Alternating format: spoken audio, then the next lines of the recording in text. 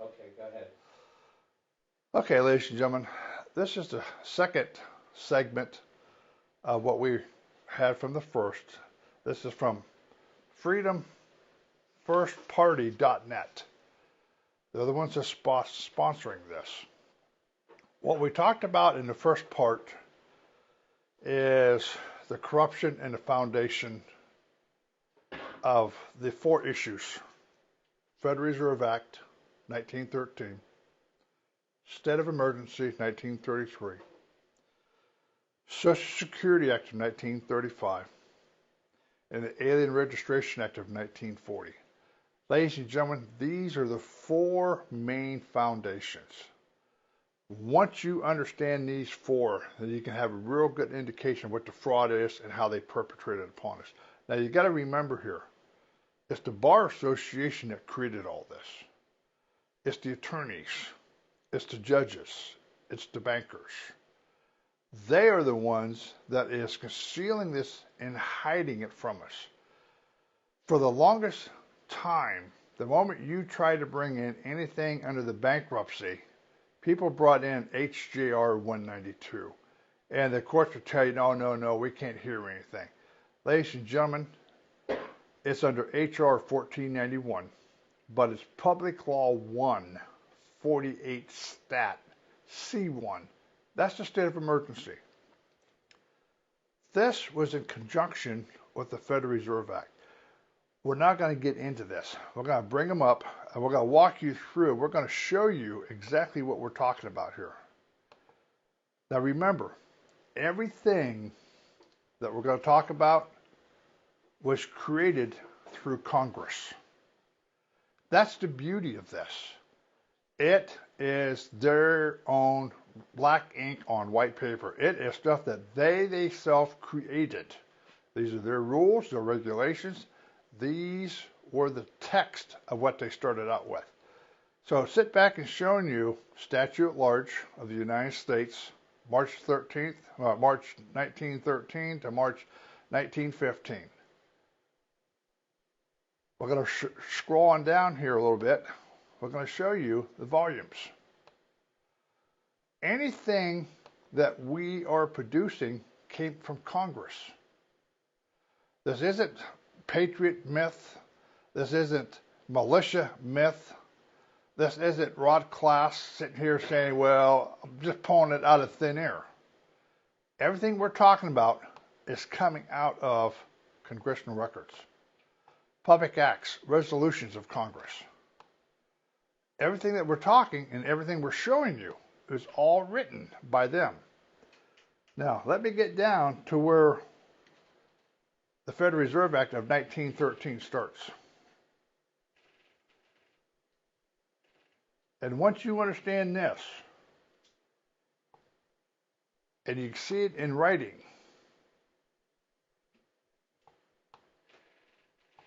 so we're going through all the pages. So you can definitely understand that this is not something we're just grabbing out of thin air. It starts right here with Chapter 6. Sits there and shows, be it enacted by the Senate and the House of Representatives of the United States of America and Congress assembled, that the short title of this act shall be Federal Reserve Act. Lawyers are going to try to tell you this is militia propaganda. The courts are going to tell you that this is patriot propaganda. Ladies and gentlemen, if it is militia and patriot propaganda, then it belongs to the Bar Association, because they're the ones that created it. They're the ones who sit here and wrote this stuff up. But I wanted to sit back and show you that it is actually in their laws, their rules, their regulations. I want to scroll down here. I want to show you something. I want to scroll down to page 265.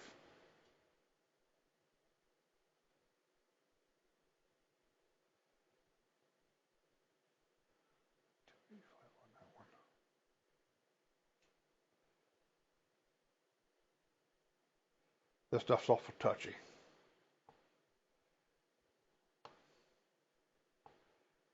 $265, okay. I want to bring you down to section 16.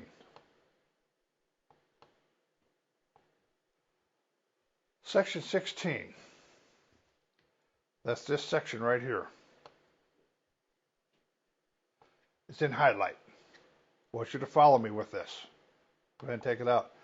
It says Federal Reserve notes to be issued at the discretion of the Federal Reserve Board for the purposes of making advancements to Federal Reserve banks through the Federal Reserve agents as hereinafter set forth, and no other purposes are hereby authorized. Ladies and gentlemen, think about what that sits here and says. Because I know you've never heard this, you've never been told this about the Federal Reserve note. But that needs to sit down and be emphasized. Federal Reserve notes to be issued at the discretion of the Federal Reserve Board for the purpose of making advancement to Federal Reserve banks through the Federal Reserve agents, as hereinafter set forth, and no other purpose are hereby authorized. What's it mean, no other purpose are hereby authorized? Does that mean that you and I are in possession of something that technically we are not allowed to have because we are not Federal Reserve banks? We are not agents. Here we got a $5 bill. It says up here at the top, Federal Reserve note. This is a $1 bill. It says Federal Reserve note. Ladies and gentlemen, check your wallets. Now let's go back and read this again. It says Federal Reserve notes. These is to be issued at the discretion of the Federal Reserve Board for the purpose of making advancement to Federal Reserve banks through the Federal Reserve agents as hereinafter set forth, and for no other purpose are hereby authorized. The said notes shall be the obligation of the United States and shall be received by all national and member banks and Federal Reserve banks, and for taxes, custom, and other public dues. They shall be redeemed in gold on demand at the Treasury Department of the United States in the city of Washington, District of Columbia, or in gold or lawful money at any Federal Reserve bank. So if you and I take these down, will they hand us gold for these? Hardly. Why? Because they're Federal Reserve notes. Prior to 1953, we had what was known as silver certificates and gold certificates. I can remember as a kid when we had a Federal Reserve, had the silver certificates, we used to take them down to the bank. They used to give us silver. They used to give us a little chunk of silver for the gold silver certificate. You take these in, they give you nothing except for maybe if you got a $5 bill, they give you 4 ones and 4 quarters for the same thing. That's not gold. This clearly sits here and tells you they shall be redeemed in gold or at the Treasury Department or any Federal Reserve bank. This is the issue. You and I were never allowed to have these. You and I was never supposed to have possession of these. But why did they create this? Because they knew that they were going to create an economic crash in this country. They already had it in the stages. They already knew that they was going to pre-plan take people's gold and silver off of us. Now, this was done in 1913. Now, let me bring up another document here that deals with the state of emergency. Again, let me show you where it's coming from.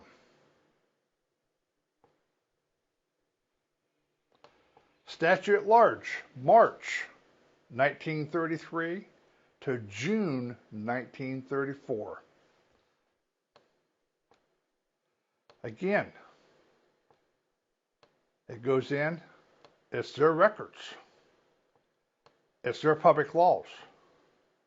The Bar Association, the lawyers created this. These are the very things that they're sitting here saying is militia and patriot rhetoric. But yet, we're not the ones that created it.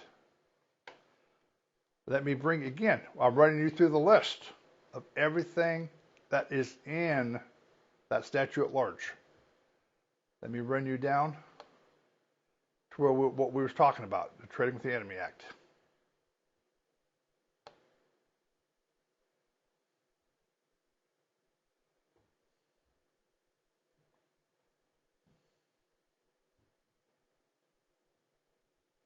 This is very significant for you people to understand the historical side.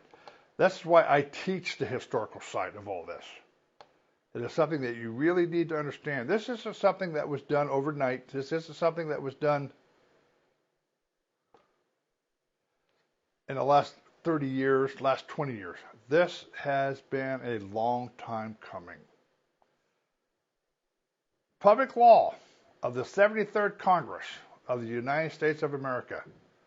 That's funny that it doesn't say militia. That's funny it doesn't sit here and say patriot movement. It gives the credit to the Congress. Bar members are the ones that created this.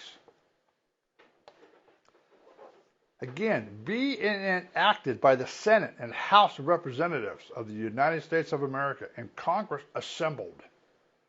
That the Congress hereby declares that a serious emergency exists and that it is imperative, necessary, speedily to put into effect remedies of uniform national acceptance. But let's go up to the top here. To provide relief in the crisis, provide relief in existing national emergency in banking and for other purposes. Other purposes. Yeah, it's funny, they never tell us what the other purposes are. In Title I, the actions, regulations, rules, licensing, orders, and proclamations heretofore or hereafter taken, promulgated, made, or issued by the President of the United States or the Secretary of Treasury since March 4th, 1933, pursuant to the authority conferred by Subdivision B of Section 5 of the Act of October 6, 1917, as amended, or hereby approved and confirmed, amended. Remember what we talked about in the earlier first show, the Trading with the Enemy Act of October 6, 1917? That's where the United States and the Federal Reserve went after Germany to take their money. And they made Germany an enemy. Look what they're doing here, ladies and gentlemen. They're sitting here telling you that in the Subdivision B of Section 5 of the Act of October 6, 1917, as amended. What did they amend? How are they applying the Trading with the Enemy Act to you and I? Section 2, Subdivision B of Section 5 of the Act of October 6, 1917, under 40 Stat L11, as amended, is hereby amended to read as the following. During time of war or during any other period of national emergency declared by the President. Ladies and gentlemen, what did that just sit here and tell you? Any national emergency declared by the President. war on drugs, war on poverty, war on children left behind, war. All these national emergency. What about the hurricanes that hit this country? What about the severe weather? National emergency. Ladies and gentlemen, listen to what this thing is sitting here telling you. Understand, any national emergency puts us under the Trading with the Enemy Act. Brings us in as alien residents into this country of ours. And we're going to get into that. Because we're going to go back and show it isn't the United States people that has expatriated. It is public officers that has expatriated. You have so many different groups out here saying, oh, well, we need to expatriate to get out of their system. No, sir. We're not in theirs. They took over our government. We are occupied. This is absolutely no different if we had a foreign nation come in here and take over the United States and lay new rules down. Are we going to expatriate out of our own country because we're occupied? Don't make sense. What we're going to come back and show you is that these public offices were forced to expatriate out of their constitutional standing for which they take an oath to on that one Tuesday in November from 9 o'clock in the morning to 9 o'clock at night. From 8:59 starting Tuesday morning and at 9:01 Tuesday night, from that time period for 1 year, we are under foreign occupation. For 12 hours, we're under the Constitution. And that's for an election, for them to sit back and say, oh, you got a constitutional government. Put me in office. We're under the Constitution. And the moment that 12 hours is up at 9 o'clock at night, 9:01, we're back under foreign occupation. Right here is the history of it. This is why we're sitting here saying, you people are looking for a silver bullet. And like I brought up earlier, what is a silver bullet? It has a cartridge. It has a cap. It has powder, and it's got a silver tip. That's 4 components to make one bullet. That's the point. You're looking for one item, but it's made up of 4. And that doesn't include the arm that you're going to put it in. And notice I didn't say firearm. Notice I did not say weapon. I used the word arm, as in the Constitution, under the Second Amendment, arms. Which means that silver bullet has to go into a instrument or an arm that has a barrel, has a chamber, sits there and has trigger mechanism, the whole 9 yards. So we're looking at multiple parts here, and that's exactly the fraud that's been perpetrated upon us. But as we go down and reread this, under Title 1, Section 2, it comes in and it explains, during a time of war or during any period of national emergency declared by the President may, through any agency that he may designate, any agency. Now, wait a minute, any agency. Isn't that what is stopping us out on the street? Police department, is that not an agency of the state? Child Services, is that not an agency of the state? So under this state of emergency, we have administrations that are bringing claims against the American people. You don't have an injured party here. You don't have property damage. You don't have public endangerment. You've got an administrative policy that's bringing claims against the American people. And where did they get that authority? Right here. During the time of war, or during any other period of national emergency declared by the President may, through any agency that he may designate or otherwise investigate, regulate, or prohibit under such rules and regulations as he may prescribe by means of licensing or otherwise any transfer in foreign foreign exchange transfer of credit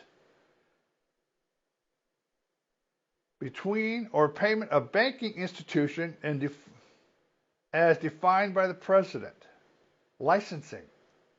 Don't we all have to have a license? Isn't that Federal Reserve note?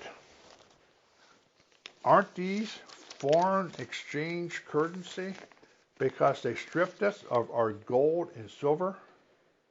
Isn't this foreign exchange? They have the right to regulate. This falls back under that Trading with the Enemy Act of regulating our internal currency. We're not supposed to have these. Ladies and gentlemen, this is the history side of this. It continues to sit back and explains by the president of exporting, hoarding, melting, or earmarking of gold or silver coins or bullions or currency by any person within the United States or any place subject to the jurisdiction thereof, and the president may require any person engaged in any transaction referred to in the subdivision to furnish under oath complete information related thereto, including the production of any books of accounts, contracts, letters, or other papers and connections therein, in the custody or control of such person, either before or after such transaction is completed. Whoever willfully violates any of these provisions of this subdivision, or of any license, order, rules, or regulations issued thereunder, shall under conviction be fined not more than $10,000, or if a natural person may be imprisoned. That's my phone.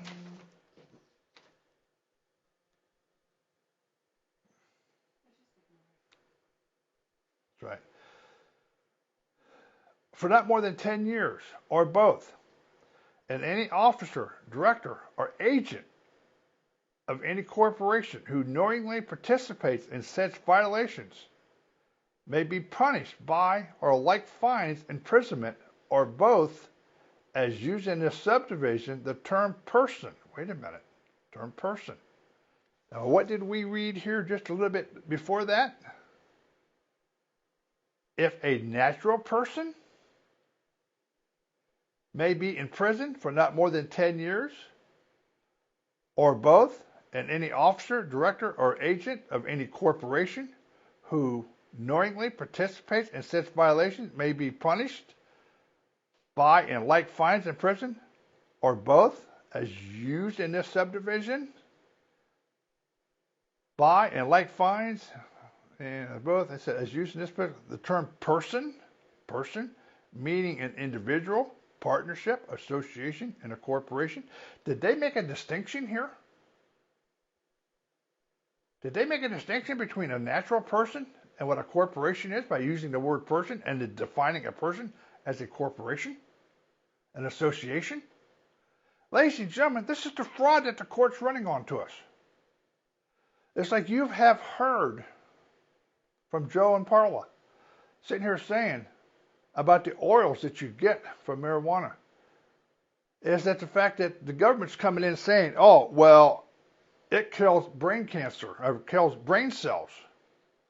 But they're not sitting here telling you what cells it's killing in the brain. They're leaving distinct words out. This is what they're doing here with us. They define a natural person and the state of emergency clause. They also define the term person as being an individual, a partnership, an association, or a corporation. This is part of the fraud. They come in to the Federal Reserve Act. They created this bogus money. They had it in place in 1913. 1933, they created a state of emergency.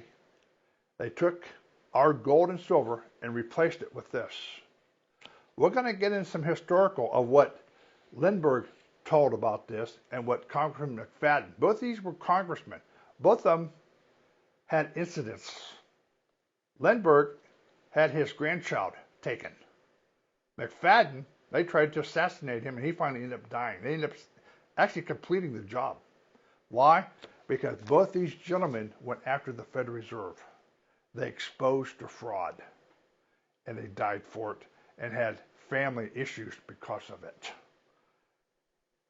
Let me go on down here. Section 311 of the Federal Reserve Act is amended, adding at the end thereof of the following new subsection. Ladies and gentlemen, all their stuff is written in the Library of Congress. All their stuff is on the internet. If you look up statutes at large and get in to the website, and you can download from volume 1 to volume 123. The researchers that I have done a lot of research. I myself have gone into the Library of Congress to pull a lot of this information. Other people have went in to validate it. We have pulled into other Federal Reserve libraries to pull out these records. What we're sitting here telling you is through Congressional Records. It isn't make-believe. It isn't a wannabe. It isn't a concept. It's their laws, their rules. Now, let's get into the next part of this. The Social Security Act. I'm not going to run you back up to the top to show you. I think you've got a pretty good idea that everything we're pulling is out of Congressional Records. Everything that we're sitting here talking about comes out of Congressional Records. This is the beginning of the Social Security Act. Title I, Grant to States for Old Age Assistance. For the purpose of enabling each state to furnish financial assistance as far as a practical under the conditions in such states to age needy individuals, therein is hereby authorized to be appropriated for the fiscal year ending on June 30th, 1936. The sum of $49,750,000, and there is hereby authorized to be appropriated for each fiscal year thereafter a sum sufficient to carry out the process of this title. The sum made available under the section shall be used for the making of payments to the state which has submitted and has approved by the Social Security Board established by Title VII hereinafter known as the Board, state plans for old age assistance. Ladies and gentlemen, fiscal year.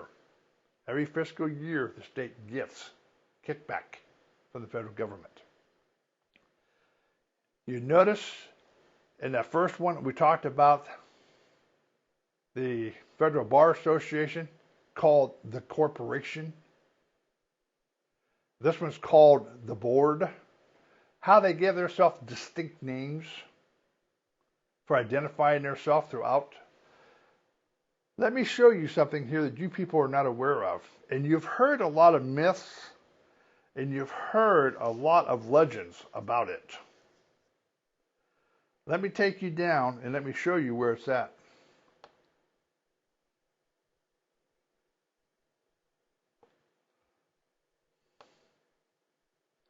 I want to walk you people through this because we brought up grants to states for aid to dependent children.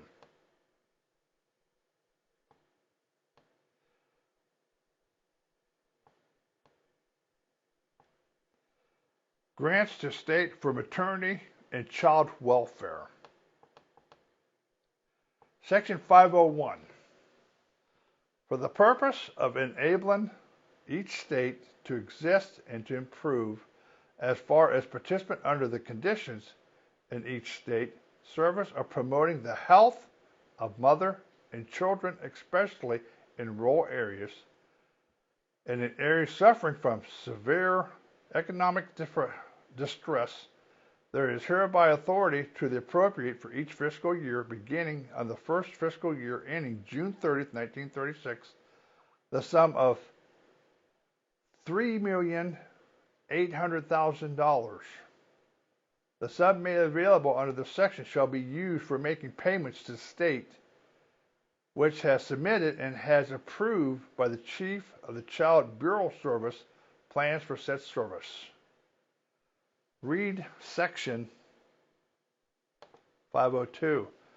Out of the sum appropriated pursuant to the Section 501 of each fiscal year, the Secretary of Labor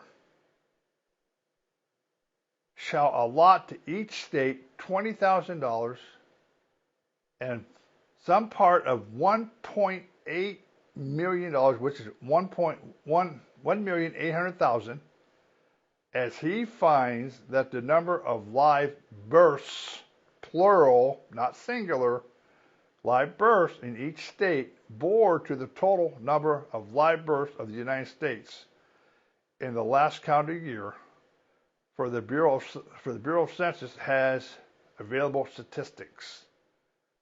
Why was this put under Secretary of Labor?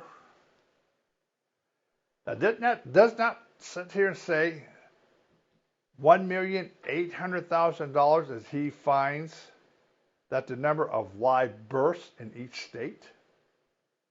Isn't that a price tag that they're putting on the kids? Isn't that what that sits here and says?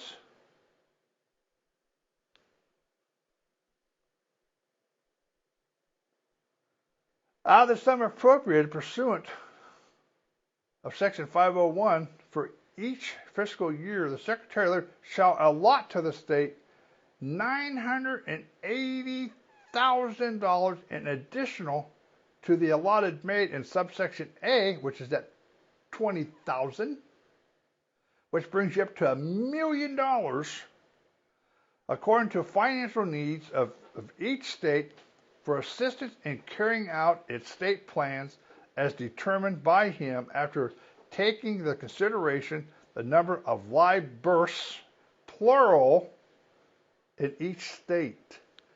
Ladies and gentlemen, that state, under the Social Security Act of 1935, was raking in $1 million for every live birth and every person from 1936. Why are these states broke? Why are these states bankrupt? Ladies and gentlemen, that 1913 Federal Reserve Act created these. They created what looked like money, which was never intended to come out to you and I. The 1933 state of emergency stripped us of our gold and of our silver. They said if you try to use it, you will get 10 years in jail and a $10,000 fine. How dare you use gold and silver? But yet they created these, and these were for internal use. So how are we supposed to pay our bills, ladies and gentlemen? How are we supposed to make our house payment? Why? How? Very simple. That state of emergency clause put all the property under the state. Licensing, regulations. This put a dollar amount on the people. You and I are worth $1.8 million at birth. Now that draws interest. As we work, what this comes in is to forced labor. Because as you work, you make this. These are supposed to be given to your credit line.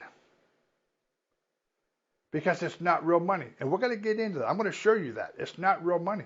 Because McFadden sits down and says it is not. Lindbergh sits there and says it is the credit of the people. We are the credit line. This is just phony money that we have been given, because the reality of it is, had we had real money, or these people actually would have done their job right, because we were born with a price tag on our head, we was born with a bond that was redeemable by the system. They don't want people like us living up against and next to judges who thinks they are higher than the rest of us, which is nothing more than a public servant, because they have to come to you on that Tuesday and ask you to give them a job. So that makes us the employer. That makes them the employee. We have a labor management dispute here. The reality of it is, because we have that kind of worth, all we have to do is sign our name.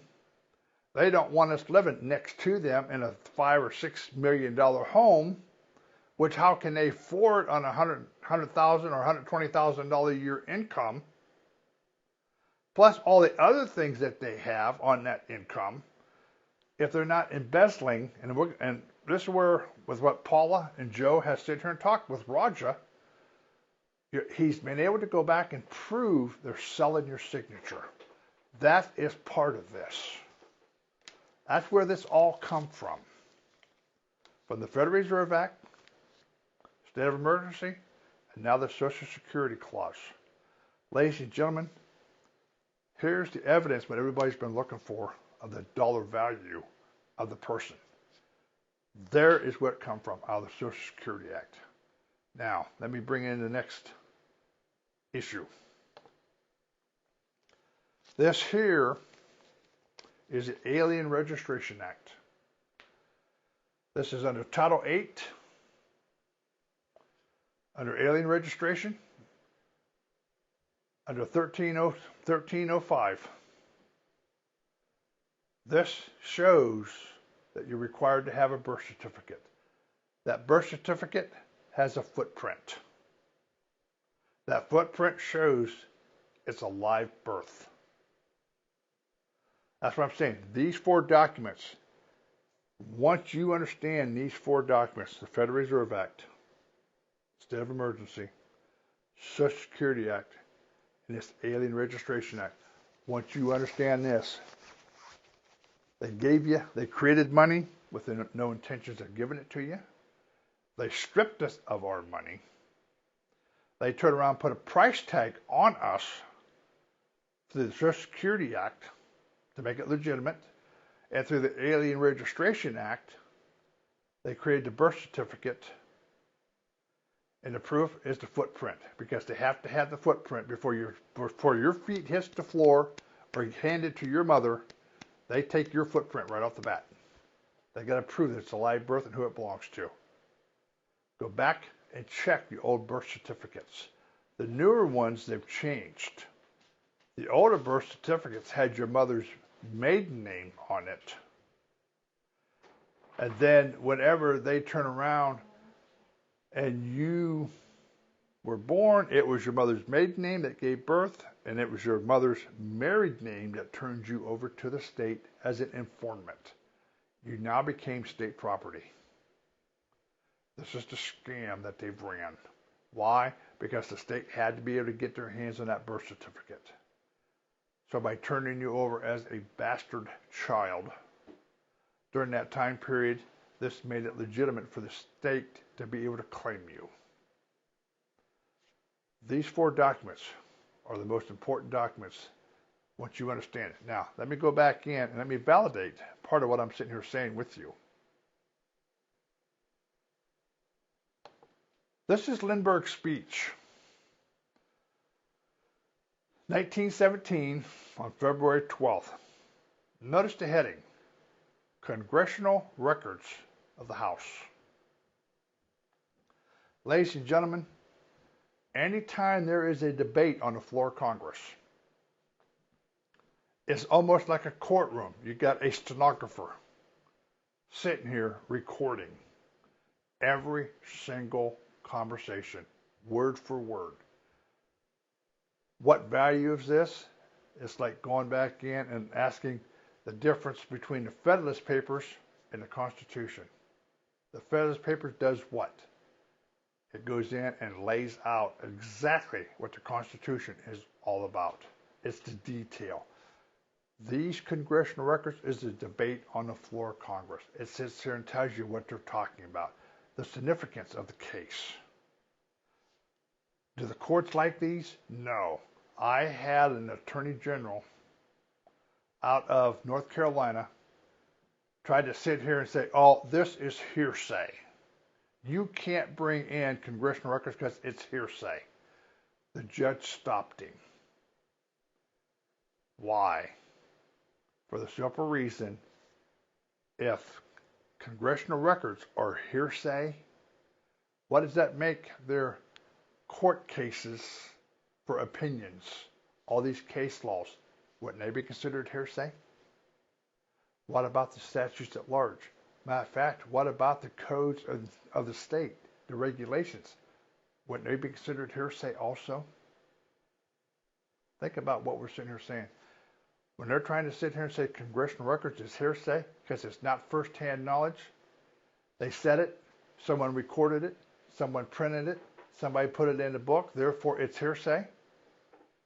Well, let's use the same logic on their own statutes. They talked about it on the floor of Congress. They put it in a bill. They sent it out to the publisher. It's printed. Wouldn't that be considered hearsay as well? This is a good argument to put up against them. It's hearsay because how do we know it hasn't been changed? And that's what I'm going to sit here and show you also. Because what we found in the statutes at large, under that Title 12, under the statute at large under the Federal Reserve Act, that's Section 16, and what is actually in Title 12, 411, it's real close, but words were left out. Therefore, that makes everything hearsay. But let me scroll down here. I want to read something to you, what Lindbergh brought up, because this is very significant. This is very, very significant. It's in the first column here. Let me see if I can blow this up a little bit more for you.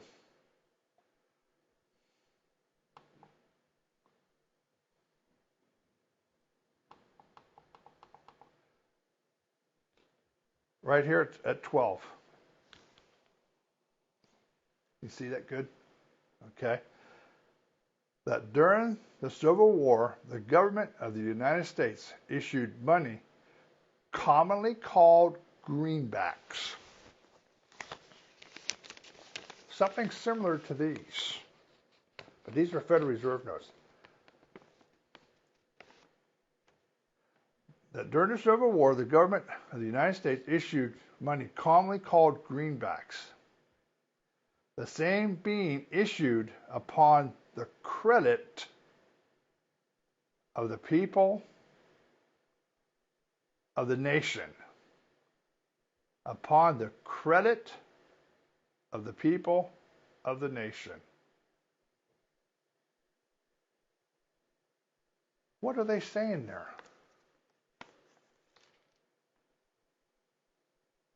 That during the Civil War, the government of the United States issued money commonly called greenbacks, the same being issued upon the credit of the people of the nation, and that such greenbacks so issued, there have been ever since.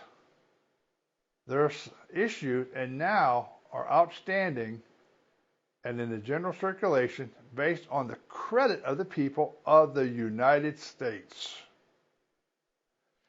That means these right here are nothing more than a credit line. It's not money. Our labor backs these. The more we work, the more these have worth. Now stop and think. Let's stop and think here. Whenever we had a depression and had a recession, didn't prices go up? Gas, food, bread. Didn't the prices go up on everything? Why?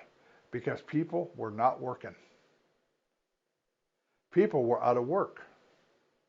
Prices went up. When people had jobs, don't prices come down? Doesn't prices come down when people are working? Now think about the logic here, what we're talking about. Because that's exactly what they're sitting here saying. These are based on the credit of the people. The fewer people that work, the higher the prices, and the less you get. The more people's got job, the less things come down, and the better off things are. That's exactly what they're coming back in. That's what they're saying here. But it's very interesting that they're using the phrase upon the credit of the people of the nation and upon the credit of the people of the United States. That tells you the people are the credit line. We're the credit line. This is only backed by us. It's not backed by gold. It's not backed by silver. It's not backed by coal or oil or any other commodity other than the people. This is very significant for you to sit back and understand the historical side of this. Very important that you understand the historical side. Now, let me bring something else up to you. McFadden's speech.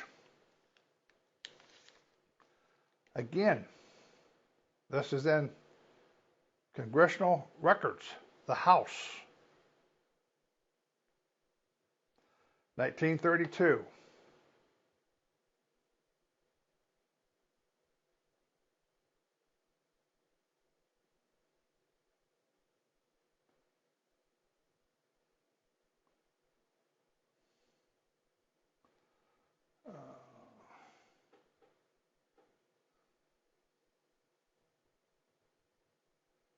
Let's see what is that here.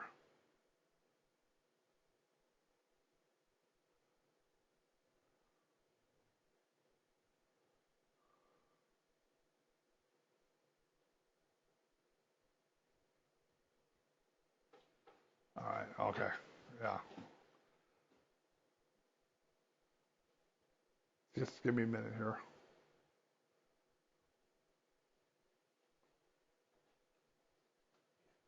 All right, right here.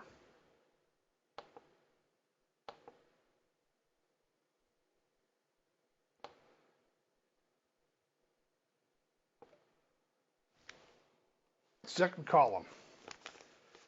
In defiance of all this and all the warnings, the preponderance of the Federal Reserve Act created the 12 private credit corporations and gives them an absolute monopoly of the currency of the United States. Monopoly. Remember us sitting here talking about the Antitrust Acts, the Clayton Antitrust Act, the Sherman Antitrust Act? It's supposed to prevent monopolies from happening in this country. They warned us back in 1932 that the Federal Reserve was running a monopoly in this country. It's on the floor record. The Federal Reserve Act provided ways of means by which the gold and general currency in the hands of the American people could be obtained by the Federal Reserve Bank in exchange for Federal Reserve notes, which are not money, but mere promises to pay money. Ladies and gentlemen, it doesn't get any plainer than that. This is not money. This is a mere promise to someday pay you. Again, this is coming out of Congressional Records. This is sitting on the floor of Congress. Congressman Lindbergh and Congressman McFadden both tried to bring charges against the Federal Reserve Board for illegal activities, swindling. I want to sit back and I'm going to show you why. Finish reading that. Do what? Finish reading that. Yeah. The rest of that. Okay. Let me start from the beginning again. In defiance of this and all the warnings, the preponderance of the Federal Reserve Act created by the 12 private credit corporations and giving them absolute monopoly of the currency of the United States, not of the Federal Reserve notes alone, but of all the currency, the Federal Reserve Act providing ways by means of which the gold and general currency in the hands of the American people can be obtained by the Federal Reserve Bank in exchange for Federal Reserve notes, which are not money, but mere promises to pay. Since that evil day when this was done, the initial monopoly has been extended by vicious amendments to the Federal Reserve Act and by unlawful and treasonable practices of the Federal Reserve Board and the Federal Reserve Bank. Keyword, treasonable. Treasonable, exactly. Ladies and gentlemen, McFadden was on the floor of Congress laying out the fraud. Now, Mr. Raja, which was the friend of Joe and Paula, did the forensic audit on the signature. Let me bring something up to you. This is the best illustration. It says, Mr. Chairman, if a Scottish distiller wishes to send a cargo of Scottish whiskey to the United States, he can draw his bill against the purchasing bootlegger in dollars.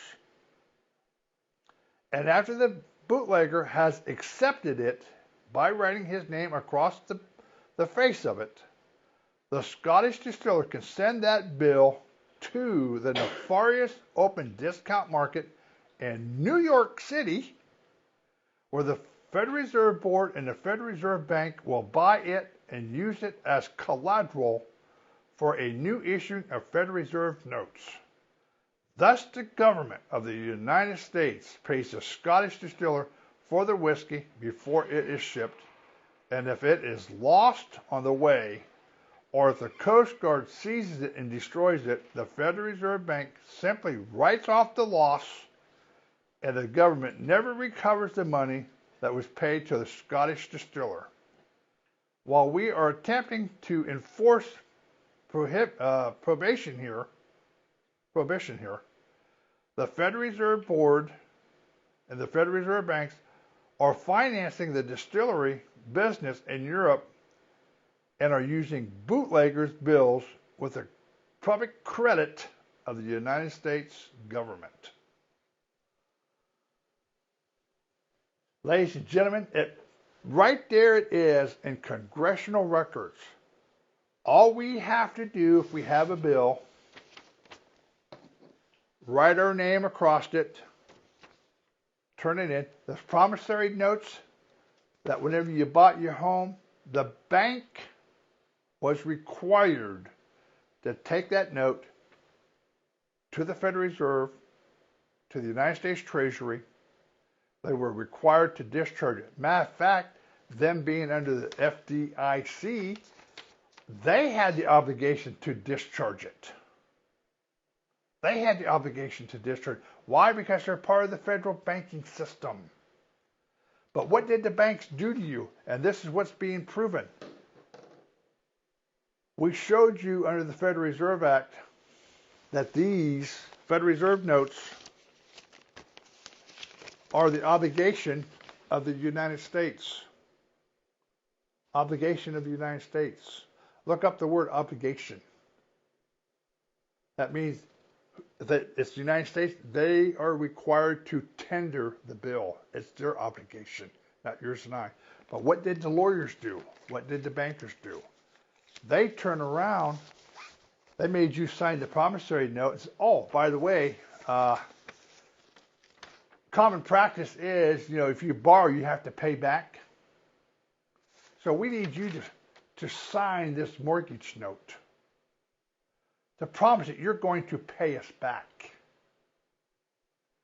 Did they disclose to you under Title 12, under 95, 95A, 95B, under banking duties, that when you signed that note, it was under the state of emergency? Did they bother telling you when you signed that note that this was the obligation of the United States and that you were not obligated to pay it back as long as they got your signature? Isn't this what Congressman McFadden is sitting here saying, is that the bootlegger signed the bill, the Scottish distiller slipped it over to the Federal Reserve, they created more notes, and the United States government ate it? Isn't that what it is saying here? Where are the people in this thing where we are obligated? What it's sitting here saying at the bottom is this.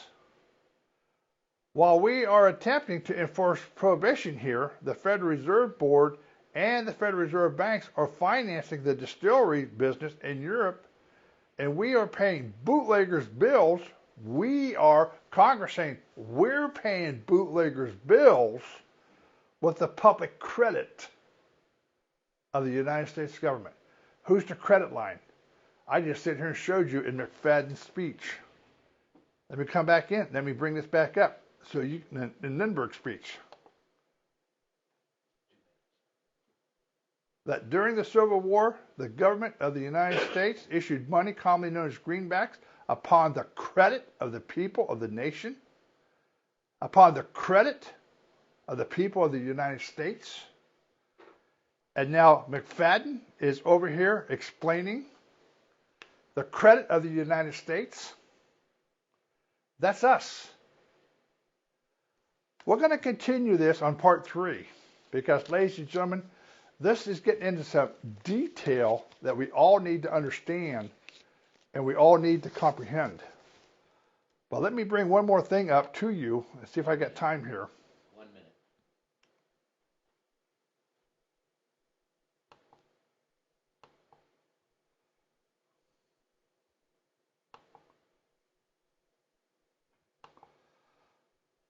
All right.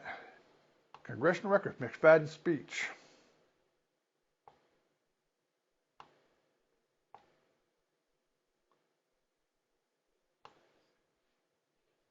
Bring this up to page 83.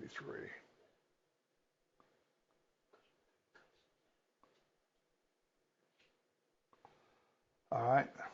Blow this up here real quick.